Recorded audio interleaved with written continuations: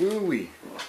Okay, so welcome to a new episode of Nate's MMA Corner. I am Nate, and if you watch my show, you're in my corner. Today's episode is a post-fight show for UFC on Fox Sports 2, Lyoto Machida versus Mark Munoz. We'll go down the main card, do a post-fight recap. So let's get started with the main event. Lyoto the Dragon Machida versus Mark Munoz went at it in a middleweight bout in the main event. Machida making his middleweight debut. Looked great. The match only lasted about 3 minutes and 10 seconds. And Mark Munoz looked like he was trying to use his wrestling and just wasn't able to get it. Machida is so, as they say, elusive. He really knows how to deal with the wrestlers. Mark just probably needed to be more aggressive, I think, and had he been more aggressive, he would have known how to, once he closed the distance, know how to deal with Machida in the clinch. And yeah, Machida landed a head kick in the first round, knocked out Munoz, and got the KO win. Good job, Machida. I think Machida's looking good at middleweight, and he has a big fight coming up. For those of you that haven't heard the news, check it out. It's a pretty big fight. Here it's in Brazil. Yeah, so go to MMA Junkie, check that out. Okay, so then in the co-main event, we got Ross Pearson versus Melvin Guillard. This match ended in no contest. I thought Melvin Guillard was totally within legal with the knees to the head, and the ref saw it differently, but it was close. It was close. They showed replays, and it was borderline with the strikes on if it was legal or not. So it just turned into a no contest. Yeah, I think Melvin Guillard started off aggressive and was looking good. Ross Pearson may have come back, though. He's hard to finish. I think the only guy to really finish him in recent memory is Cub Swanson at featherweight. But Ross Pearson at lightweight, he's hard to finish. And yeah, Melvin Guillard looked really good. But yeah, the match went to no contest. There's speculation of a rematch sometime down the line. I would like to see that. And that match was just, yeah, it was a first rounder, I believe, you know, when it got stopped. Then in the light heavyweight division, we got Jimi Manuwa versus Ryan Jimo. Jimi Manuwa, this is the guy I picked to win the fight. He's 13, he was going in 13-0, now he's 14-0. And he won by TKO round 2.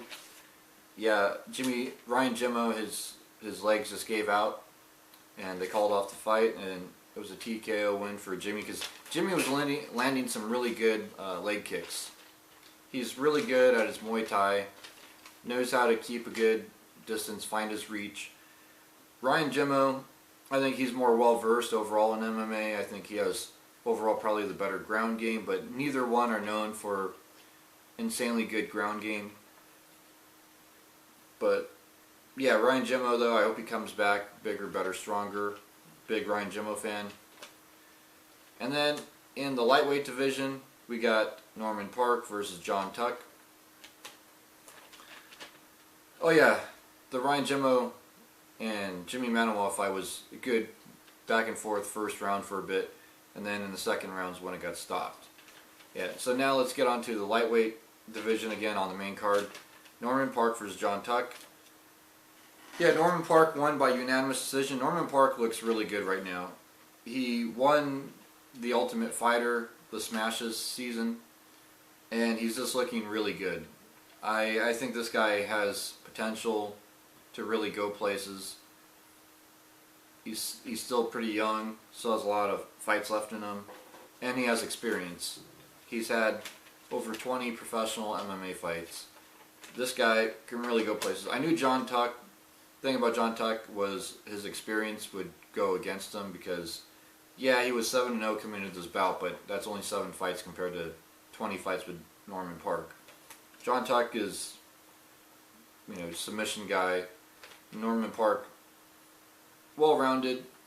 Probably not in a pure Brazilian Jiu-Jitsu competition. John Tuck would probably win, but Norman Parke would put up a good fight. But this is not a Brazilian Jiu-Jitsu competition. It's an MMA competition. And yeah, Norman Parke looked outstanding. He found his range, landed more strikes, and was able to deal with John Tuck just in every way overall. It looked really good. Yeah, then in the middleweight division we had Alessio Sakara versus Nicholas Musoke. Yeah, I picked Nicholas to win this, and he did win. And it was verbal submission, armbar, round 1. Yeah, Nicholas is just, he's 11-2-1 now, and he's looking really good. Yeah, Alessio Sakara, he's been through too many battles, taken too many beatings. I think Alessio Sakara might want to consider retirement, or I don't know, just talk things out with Dana White. But Alessio Sakara, though, he's a legend in the sport. Well, he's a veteran in the sport. I wouldn't go as far as saying a legend, but he's definitely a veteran in the sport with dozens of fights, and he's been in the UFC for a long time. So I think right now Alessio needs to really think about what he wants to do with his career. Nicholas Musoke looked great. I think we're seeing a guy that will be in the UFC for a little bit. Can't say he'll be in title contention, it's too early to say, but Nicholas, though, I think he's, at least if anything, the guy that wins a few fights in the UFC, has a few highlight reel moments, makes a little bit of money, and after that, hard to say. Hard to say if he goes in title contention. He works more on his ground game, works more on his stand-up, and is submitting people left and right, knocking people out left and right. But Nicholas is, I think, well-rounded in MMA, and just, yeah, wherever he feels like he needs to improve, and I'm sure he'll continue to move forward in the UFC. Then, to kick off the main card, we have Phil Harris versus John Lineker. Now, John Lineker did not make weight again. Phil Harris, great black belt in judo.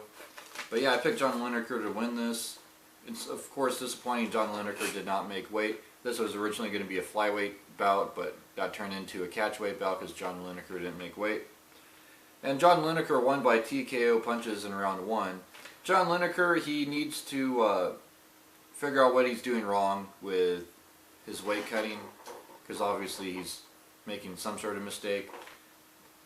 But I think if John Lineker can start making weight, and I think this whole him not making weight thing's really hurt him, because you don't want to give the guy a title fight and then he doesn't make weight, and then it turns into a non-title fight and there's all this money put into promoting the title fight. So I would imagine the UFC would make him win his next 3 fights, assuming he made weight for all 3 of those fights and really shaped up, no pun intended. Then they'll give him a title fight after the fact he showed that he can make weight. So, yeah, good luck with that, John Lineker. I picked you to win that fight. Yeah, this whole entire, out of the 6 fights on the main card, 4 of my picks won, and then one of them was a no contest, and then one of them was wrong about, which was the main event. I thought Mark Munoz was going to win, but yeah, so 4 of the guys that I thought were going to win did win. Yeah, but that doesn't always mean that because I picked them to win, I wanted them to win. Just remember that, guys. So anyways, that wraps up this post-fight show. Stay tuned for my next episode, which will be a pre-fight for UFC Fight for the Troops, Tim Kennedy versus Rafael Natal. So until then, see ya.